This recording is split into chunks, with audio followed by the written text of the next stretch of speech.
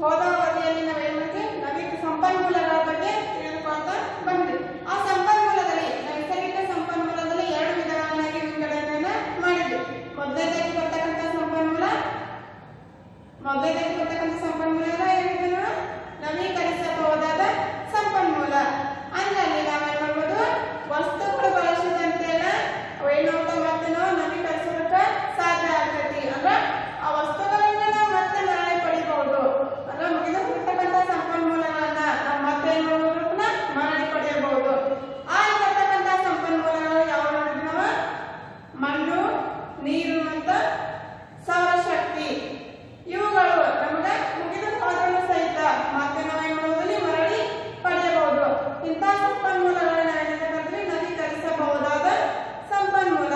ಅಂದ್ರೆ ಸಂಪನ್ಮೂಲಗಳು ಅಂದ್ರೆ ಮುಗಿದು ಹೋದರೂ ಸಹಿತ ನಾವು ಏನ್ ಮಾಡ್ತೀವಿ, ಮತ್ತೆ ಮರಳಿ ಉತ್ಪತ್ತಿಯನ್ನ ಮಾಡಬಹುದು ಅಥವಾ ಮತ್ತೆ ಮರಳಿ ನಾವು ಇಂಧನಗಳನ್ನ ಪಡೆದುಕೊಳ್ಳಬಹುದು.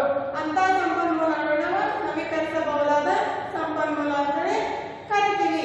ಇನ್ನು ಎರಡನೇದಾಗಿ ಬರ್ತಕ್ಕಂಥದ್ದು ನವೀಕರಿಸಲಾಗದ ಸಂಪನ್ಮೂಲ.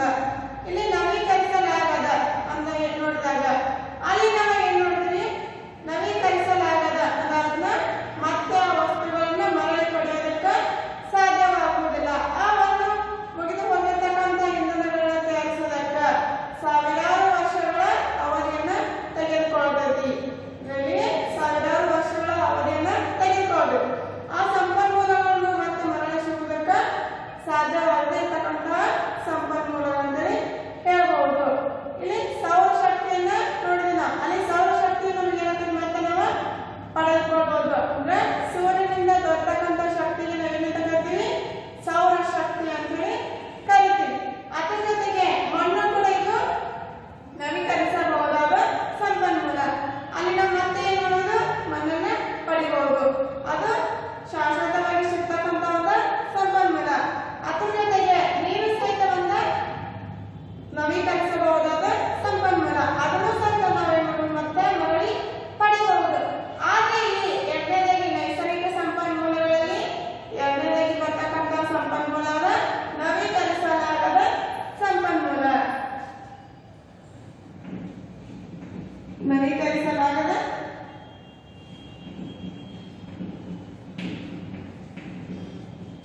ಸಂಪನ್ಮೂಲ.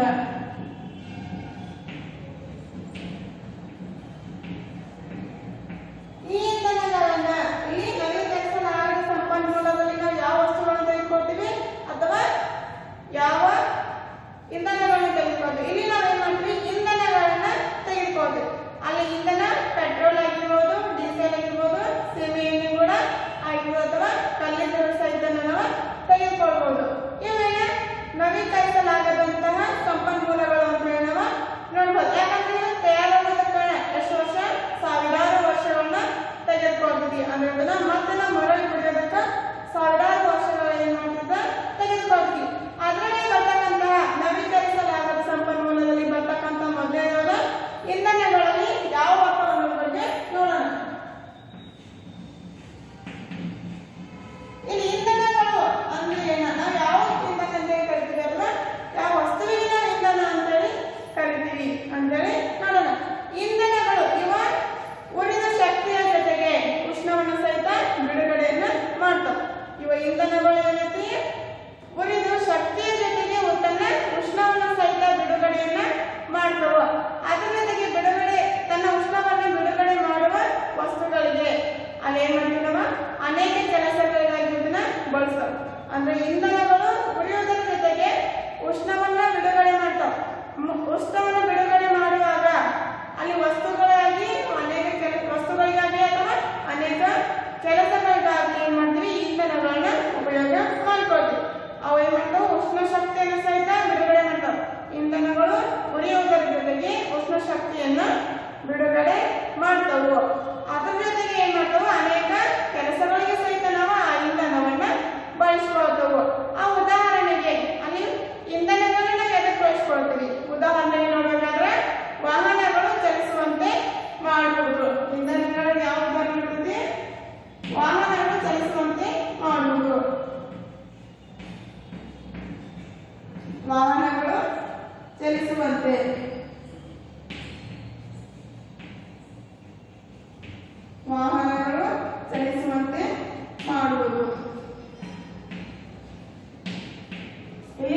ಇಂಧನಗಳನ್ನ ಎದಕ್ಕೆ ಬಳಸ್ಕೊಳ್ತೀವಿ?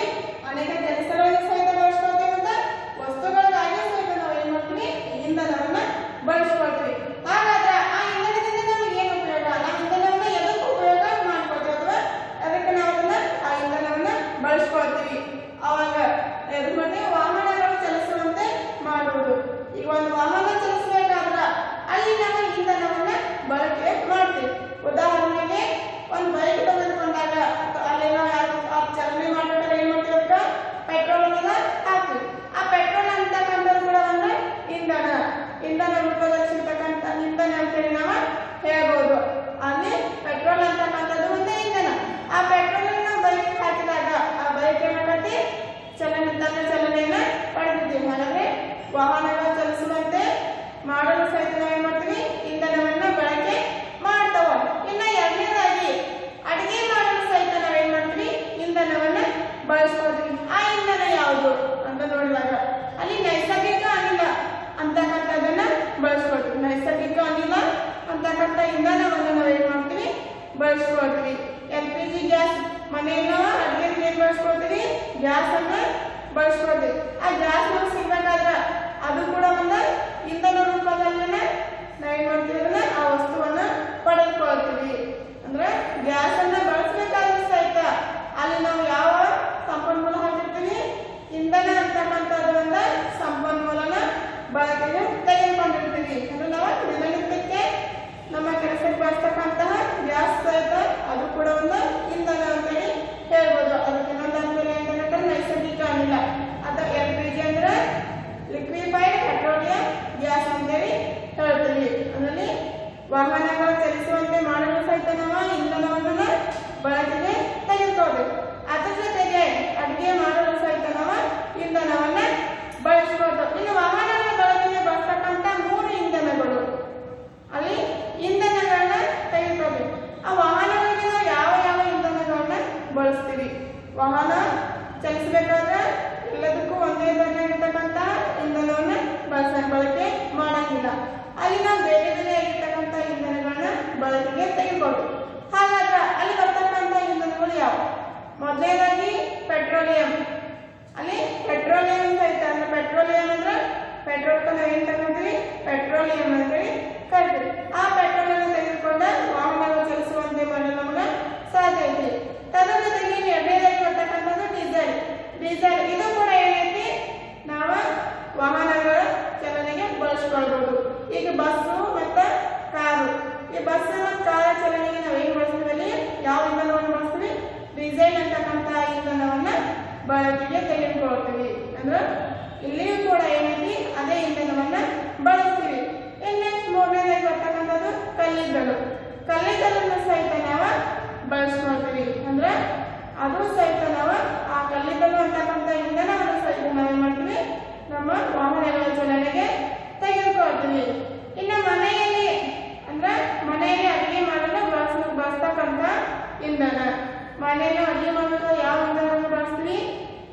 ಮೊದಲನೇದಾಗಿ ಗ್ಯಾಸ್ ಅನ್ನು ಸಹಿತ ನಾವೇನ್ ಮಾಡ್ತೀವಿ? ಅಡುಗೆಗೆ ಬಳಸ್ಕೊಳ್ತೀವಿ. ಅಲ್ಲಿ ನಾವು ನೈಸರ್ಗಿಕ ಅನಿಲವನ್ನು ಸಹಿತ ನಾವೇನ್ ಮಾಡ್ಬೋದು? ಅಡುಗೆ ಮಾಡಲು ಬಳಸ್ಕೊಳ್ಬಹುದು. ಇನ್ನು ಎರಡನೇದಾಗಿ ಸೀಮೆ ಎಣ್ಣೆ ಮುಖಾಂತರ ಸಹಿತ ನಾವು ಅಡುಗೆಗೆ ಬಳಸ್ಕೊಳ್ತೀವಿ. ಯಾವ ರೀತಿಯಾಗಿ? ಮನೆಯಲ್ಲಿ ಸ್ಟೋವ್ ಇಟ್ಟಿರ್ತಾರೆ. ಆ ಸ್ಟೋವ್ ಚಾಲು ಆಗ್ಬೇಕಾದ್ರೆ ಅದಕ್ಕೆ ನಾವು ಯಾವ ಇಂಧನ ಹಾಕ್ತೀವಿ? ಸೀಮೆ ಎಣ್ಣೆನ ಹಾಕ್ತೀವಿ. ಹಾಗಾಗಿ ಅದನ್ನು ಸಹಿತ ನಾವು ಬಳಸ್ಕೊಳ್ತೀವಿ. ಇನ್ನು ಮೂರನೇದಾಗಿ ಸೌದೆ ಅಥವಾ ಕಟ್ಟಿಗೆಯನ್ನು ಸಹಿತ ನಾವಲ್ಲಿ ಬಳಸ್ಕೊಳ್ತೀವಿ. ಈ ಗ್ಯಾಸ್ ಮತ್ತು ಸ್ಟೋವ್ ಎಲೆಕ್ಟ್ರಿಕಲ್ ಮನೆಯದಾಗಿ ಯಾವ್ದು ಸಿಗುತ್ತೆ? ನಮ್ಗೆ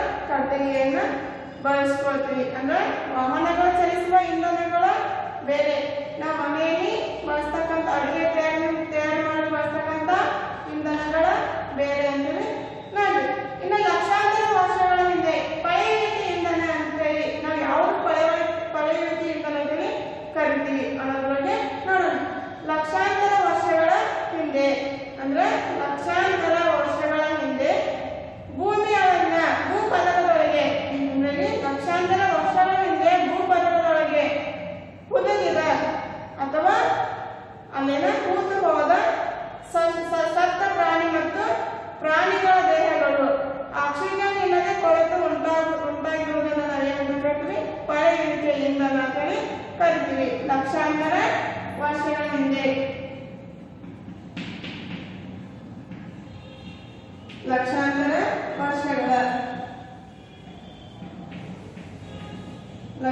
ವರ್ಷಗಳ ಹಿಂದೆ ಅಂದ್ರೆ ಹಲವಾರು ವರ್ಷಗಳ ಹಿಂದೆ ಅಂತೇಳಿ ಹೇಳ್ಬೋದು ಅಥವಾ ಲಕ್ಷಾಂತರ ವರ್ಷಗಳ ಹಿಂದೆ ಭೂಪದರದೊಳಗೆ ಭೂಮಿಯ ಆಳದಲ್ಲಿ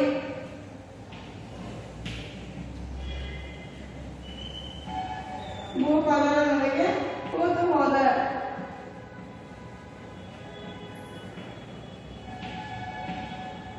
ಇಲ್ಲಿ ಲಕ್ಷಾಂತರ ವರ್ಷಗಳ ಹಿಂದೆ ಭೂಪದರದೊಳಗೆ ಕೂತು ಹೋದ ಸತ್ತ ಸಸ್ಯ ಅಥವಾ ಪ್ರಾಣಿಗಳ ದೇಹಗಳು ಸತ್ತ ಸಸ್ಯ ಅಥವಾ ಪ್ರಾಣಿಗಳ ದೇಹ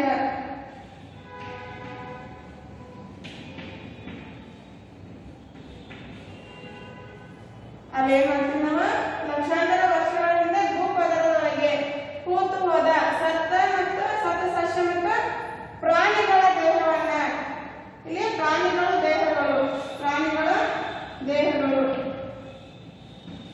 ಆಕ್ಸಿಜನ್ ಇಲ್ಲದೆ ಆಕ್ಸಿಜನ್ ಅಂದ್ರೆ ಗಾಳಿ ಅಂತೇಳಿ ಹೇಳ್ಬೋದು. ನಾವು ಉಸಿರಾಡೋದಕ್ಕೆ ಯಾರನ್ನ ಬಳಸ್ಕೊಳ್ತೀವಿ ಗಾಳಿಯನ್ನ ತೆಗೆದುಕೊಳ್ತೀವಿ. ಅದರಿಂದ ಇನ್ನೊಂದೇನು ಕರಿತೀವಿ ಆಕ್ಸಿಜನ್ ಅಂತೇಳಿ ಕರಿತೀವಿ. ಆಕ್ಸಿಜನ್ ಇಲ್ಲದ ಅವೇನ್ ಮಾಡ್ತಾರೋ ಆಕ್ಸಿಜನ್ ಇಲ್ಲದೆ ಕೊಳೆತು ಉಂಟಾಗಿರುವುದನ್ನ ಆಕ್ಸಿಜನ್ ಇಲ್ಲದೆ ಕೊಳೆತು ಉಂಟಾಗುವುದೇ ಪಳೆಯುವಿಕೆ ಇಂಧನ.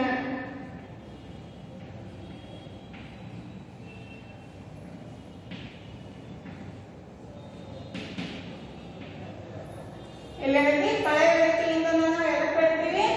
ಲಕ್ಷಾಂತರ ವರ್ಷಗಳ ಹಿಂದೆ ಭೂಪದರದೊಳಗೆ ಕೂತು ಹೋದ ಸತ್ತ ಸಸ್ಯ ಮತ್ತು ಪ್ರಾಣಿಗಳ ದೇಹಗಳು ಆಕ್ಸಿಜನ್ ಇಲ್ಲದೆ ಕೊಳ್ತಕ್ಕಂತಹ ಅಲ್ಲಿ ನಾವು ಆಕ್ಸಿಜನ್ ಬಳಕೆಗೆ ತೆಗೆದುಕೊಳ್ಳದೆ ಆಕ್ಸಿಜನ್ ಇಲ್ಲದೆ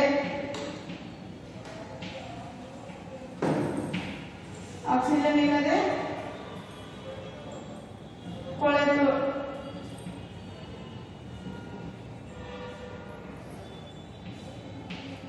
ಇಲ್ಲಿ ಆಕ್ಸಿಜನ್ ಇಲ್ಲದೆ ಕೊಳೆತು ಉಂಟಾಗುವುದೇ ಪಳೆಯುವಿಕೆ ಇಂಧನ ಅಂತೇಳಿ ಕರಿತೀವಿ.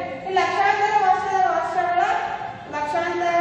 ವರ್ಷಗಳ ಹಿಂದೆ ಭೂಪದರ ಅಂದ್ರೆ ಭೂಮಿಯ ಒಳಗೆ ಅಲ್ಲೇನೈತಿ ಸತ್ತಿರ್ತಕ್ಕಂಥ ಸಸ್ಯಗಳಾಗಿರ್ಬೋದು ಅಥವಾ ಪ್ರಾಣಿಗಳ ದೇಹಗಳಾಗಿರ್ಬಹುದು. ಅಲ್ಲಿ ನಾವು ಆಕ್ಸಿಜನ್ ಇಲ್ಲದೆ ಅವೇನ್ ಮಾಡ್ತಾವ ಕೊಳಿತವು ಅಥವಾ ಆಕ್ಸಿಜನ್ ಇಲ್ಲದೆ ನಾಶವನ್ನ ಹೊಂದುತ್ತವ. ಅಂತವನ್ನ ಅದಕ್ಕೆ ಪಳೆಯುವಿಕೆ ಇಂಧನ ಅಂತ ಹೇಳಿ ಕರೀತಾರೆ. ಈಗ ಉದಾಹರಣೆಗಳನ್ನು ಪ್ರಾಣಿಯನ್ನ ಸತ್ತಿತ್ತು ಅಂದ್ರೆ ನಾವು ಏನ್ ಮಾಡ್ತೀವಿ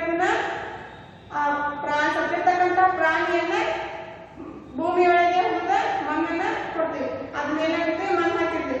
ಅಲ್ಲಿ ಗಾಳಿ ಇರುತ್ತೆ, ಗಾಳಿ ಇರಂಗಿಲ್ಲ. ಹಾಗಾಗಿ ಅವ ಏನ್ ಮಾಡ್ತಾವ ಕೊಳಿತಾವ. ಅಲ್ಲಿ ಲಕ್ಷಾಂತರ ವರ್ಷಗಳ ಏನ್ ಮಾಡ್ತಾವ ತೆಗೆದುಕೊಳ್ತಾವ. ಅಲ್ಲಿ ಹಲವಾರು ವರ್ಷಗಳನ್ನು ತೆಗೆದುಕೊಂಡ ಅಲ್ಲಿ ಸಂಪೂರ್ಣವಾಗಿ ನಾಶವಾಗ್ತಾವ. ಅಲ್ಲಿ ಉಂಟಾಗತಕ್ಕಂಥ ಇಂಧನ ಯಾವ್ದ ಪಳೆಯುವಿಕೆ ಇಂಧನ ಅಂತೇಳಿ ಹೇಳ್ಬೋದು. ಈ ಪಳೆಯುವಿಕೆ ಇಂಧನದಲ್ಲಿ ಬರ್ತಕ್ಕಂತಹ ಮತ್ತೆ 3 ಪ್ರಮುಖವಾಗಿರ್ತಕ್ಕಂಥ ಇಂಧನಗಳು ಬರ್ತಾವ. ಅವು ಮೊದಲನೇದಾಗಿ ಬರ್ತಕ್ಕಂಥ ಇಂಧನ ಯಾವುದು ಅಂದ್ರೆ ಪಳೆಯುವಿಕೆ ಇಂಧನದಲ್ಲಿ ಬರ್ತಕ್ಕಂಥ ಇಂಧನ ಯಾವುದಂತ ನೋಡಿದಾಗ ಅಲ್ಲಿ ಮೊದಲನೇದಾಗಿ ಬರ್ತಕ್ಕಂಥ ಇಂಧನ ಪೆಟ್ರೋಲಿಯಂ ಇಂಧನ ಅಂತ ಹೇಳಿ ನಾವು ತೆಗೆದುಕೊಳ್ತೀವಿ. ಮೊದಲನೇದಾಗಿ ಬರುವುದು ಪೆಟ್ರೋಲಿಯಂ. ಈ ಪಳೆಯುವಿಕೆ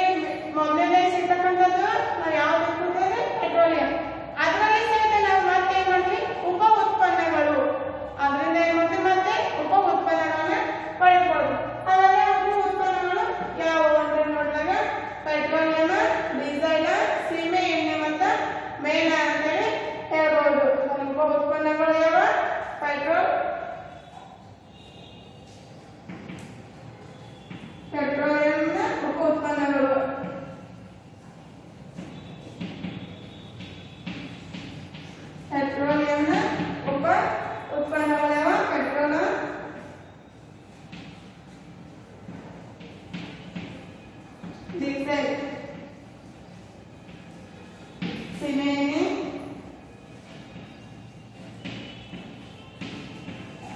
ಮತ್ತು ಮೇಣ. ಪೆಟ್ರೋಲಿಯಂನ ಉಪ ಉತ್ಪನ್ನಗಳು ಯಾವ? ಪೆಟ್ರೋಲಿಯಂ, ಡೀಸೆಲ್, ಸೀಮೆಎಣ್ಣೆ ಮತ್ತು ಮೇಣ. ಇವುಗಳನ್ನ ಪೆಟ್ರೋಲಿಯಂನ ಉಪ ಉತ್ಪನ್ನಗಳಾಗಿ ನಾವು ಬಳಸ್ಕೊಳ್ತೀವಿ.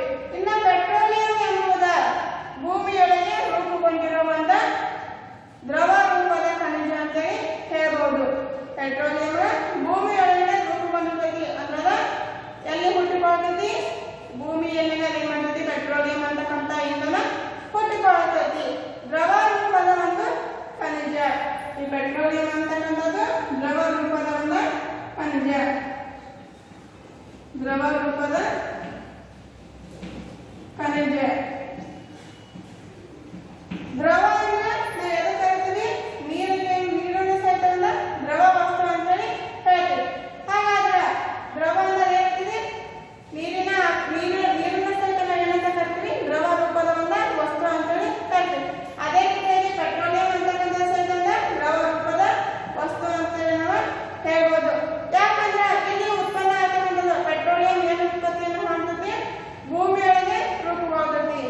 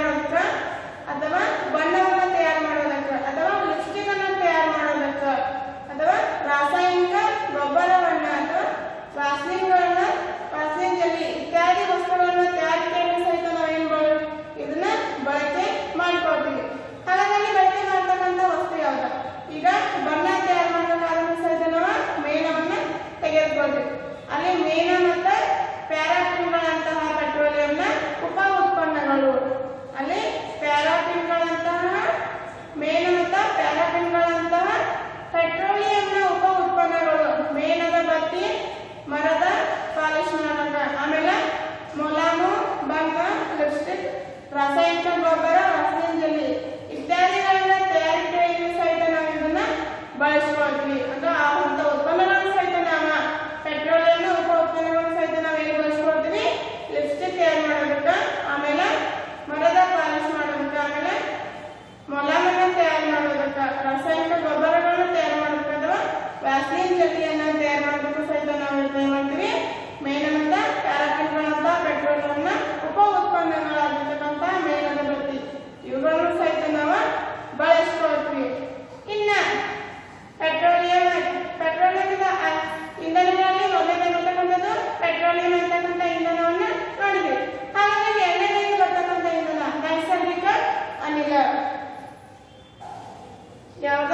ನೈಸರ್ಗಿಕ ಅನಿಲ.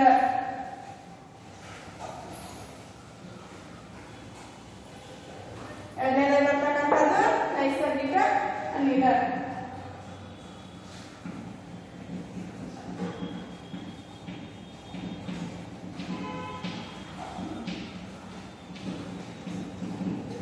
ಈಗ ಪೆಟ್ರೋಲಿಯಂ ಸಹಿತ ತಿಳ್ಕೊಂಡು ಪೆಟ್ರೋಲಿಯಂ ಉಪ ಉತ್ಪನ್ನಗಳು ಪೆಟ್ರೋಲ್, ಡೀಸೆಲ್, ಸೀಮೆ ಎಣ್ಣೆ ಮತ್ತು ಮೇಣ ಅಂತೇಳಿ ನೋಡಿ. ಅದೇ ರೀತಿಯಾಗಿ ನೈಸರ್ಗಿಕ ಅನಿಲ. ನೈಸರ್ಗಿಕ ಅನಿಲವನ್ನು ನಾವು ಹೇಗೆ ಬಳಸ್ಕೊಳ್ತೀವಿ? ನೈಸರ್ಗಿಕ ಅನಿಲದಿಂದ ನಾವು ಏನು ಉಪಯೋಗವನ್ನು ಪಡ್ಕೊಳ್ತೇವೆ ಅನ್ನೋದನ್ನ ನೋಡಿ. ನೈಸರ್ಗಿಕ ಅನಿಲವು ಪೆಟ್ರೋಲಿಯಂನೊಂದಿಗೆ ಬರ್ತೈತಿ. ಇಲ್ಲೇನೈತಿ? ನೈಸರ್ಗಿಕ ಅನಿಲ ಅಂತಕ್ಕಂಥದ್ದು ಪೆಟ್ರೋಲಿಯಂನ ಬಾವಿಗಳಲ್ಲಿ ಸಹಿತ ನೈಸರ್ಗಿಕ ಅನಿಲ ಬರ್ತೈತಿ. ಅಂದ್ರೆ ನೈಸರ್ಗಿಕ ಅನಿಲವು ಪೆಟ್ರೋಲಿಯಂನೊಂದಿಗೆ ಬರ್ತೈತಿ.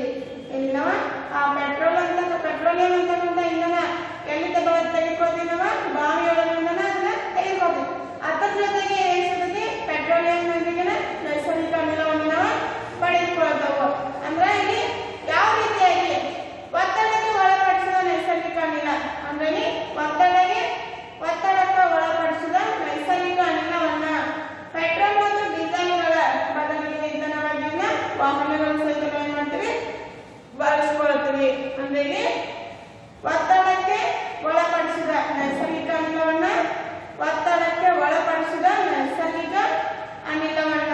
ಪೆಟ್ರೋಲ್ ಮತ್ತು ಡೀಸೆಲ್ಗಳ ಬದಲಿಗೆ ಇಂಧನವಾಗಿ ವಾಹನಗಳಿಗೆ ಬಳಸಲಾಗುತ್ತದೆ.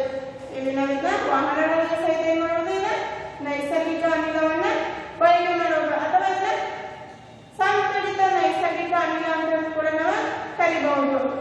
ಇಲ್ಲಿ ಒತ್ತಡಕ್ಕೆ ಒಳಪಡಿಸಿದ ನೈಸರ್ಗಿಕ ಅನಿಲ ಅಂತ ಹೇಳೋದು ಒಂದೇ, ಅಥವಾ ಸಂಪೀಡಿತ ನೈಸರ್ಗಿಕ ಅನಿಲವನ್ನ ಇಲ್ಲಿ ನಾವು ಪೆಟ್ರೋಲ್ ಮತ್ತು ಡೀಸೆಲ್ಗಳ ಬದಲಿಗೆ ಇಂಧನವಾಗಿ ವಾಹನಗಳಿಗೆ ಬಳಸಬಹುದು ಅಂತ ಹೇಳಿ ಸಹಿತ ನಾವು ನೋಡಬಹುದು. ಅಂದ್ರೆ ನೈಸರ್ಗಿಕ ಅನಿಲವನ್ನು ನಾವು ಎಲ್ಲಿ ಬಳಸ್ಕೊಳ್ತೀವಿ?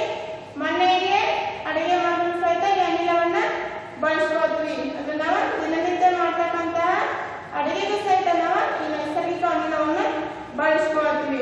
ಅಲ್ಲಿ ನಾವು ಯಾವ ರೀತಿಯನ್ನ ಬಳಸ್ಕೊಳ್ತೀವಿ? LPG ಗ್ಯಾಸ್ ನೋಡ್ತೀವಿ, ಗ್ಯಾಸ್ ಅಂತ ನೋಡಿರ್ತೇವೆ. ಅಲ್ಲಿ ನಾವು ಬಳಸತಕ್ಕಂಥದ್ದು LPG ಅಂತಕ್ಕಂಥದ್ದು ಗ್ಯಾಸ್. ಆ ಗ್ಯಾಸ್ ಅದನ್ನು ಎಲ್ಲಿಂದ ಪಡ್ಕೊಳ್ತೀವಿ? ನೈಸರ್ಗಿಕ ಅನಿಲದ ಮುಖಾಂತರ ಇಂಧನವನ್ನ ಪಡೆದುಕೊಳ್ತೀವಿ. ಅಂದ್ರೆ ಅಲ್ಲಿ LPG ಅಂದ್ರೆ ನೈಸರ್ಗಿಕ ಅನಿಲ ಅಂತ ಹೇಳ್ಬೋದು, ಅಥವಾ ಲಿಕ್ವಿಫೈಡ್ ಪೆಟ್ರೋಲಿಯಂ ಗ್ಯಾಸ್ ಅಂತೇಳಿ ಕರಿತೀವಿ. ಇಂಗ್ಲಿಷ್ ನಾವು LPG ವಿಸ್ತರಣೆ ಮಾಡ್ಬೇಕಾದ್ರೆ ಲಿಕ್ವಿಫೈಡ್ ಪೆಟ್ರೋಲಿಯಂ ಗ್ಯಾಸ್ ಅಂತೇಳಿ ಕರಿತೀವಿ. ಪೆಟ್ರೋಲಿಯಂ ಅಥವಾ ತೇವದ ನೈಸರ್ಗಿಕ ಅನಿಲವನ್ನ ಸಂರಕ್ಷಿಸಿ ಇದನ್ನ ಪಡೆಯಲಾಗುತ್ತದೆ. ಅಲ್ಲಿ ನಾವು ಪೆಟ್ರೋಲಿಯಂ ಅನ್ನ ಬಳಸಿಕೊಂಡ ಅಥವಾ ತೇವದ ನೈಸರ್ಗಿಕ ಅನಿಲವನ್ನ ಸಂಸ್ಕರಿಸಿ ಅಂದ್ರೆ ಆ ತೇವದ ಅನಿಲವನ್ನ ಸಂಸ್ಕರಣೆ ಮಾಡಿ ಆ ಗ್ಯಾಸ್ ಅಂತಕ್ಕಂಥ ಇಂಧನವನ್ನ ಅಥವಾ ನೈಸರ್ಗಿಕ ಅನಿಲವನ್ನ ಪಡೆದುಕೊಳ್ತೀವಿ. ಇದು ನಾವೇನ್ ಬಳಕೆ ದಿನನಿತ್ಯ ನಮ್ಮ ಅಡುಗೆ ಮಾಡಲು ಸಹಿತ ಅದನ್ನ ಬಳಸ್ಕೊಳ್ತೀವಿ. ಇನ್ನು ಮನೆಯಲ್ಲಿ ಬರ್ತಕ್ಕಂಥ ಇಂಧನಗಳಲ್ಲಿ ಬರ್ತಕ್ಕಂಥ ಮೂರನೇ ಇಂಧನ ಯಾವ್ದ? ಕಲ್ಲಿದ್ದಲು ಅಂತೇಳಿ ನೋಡ್ಬೋದು.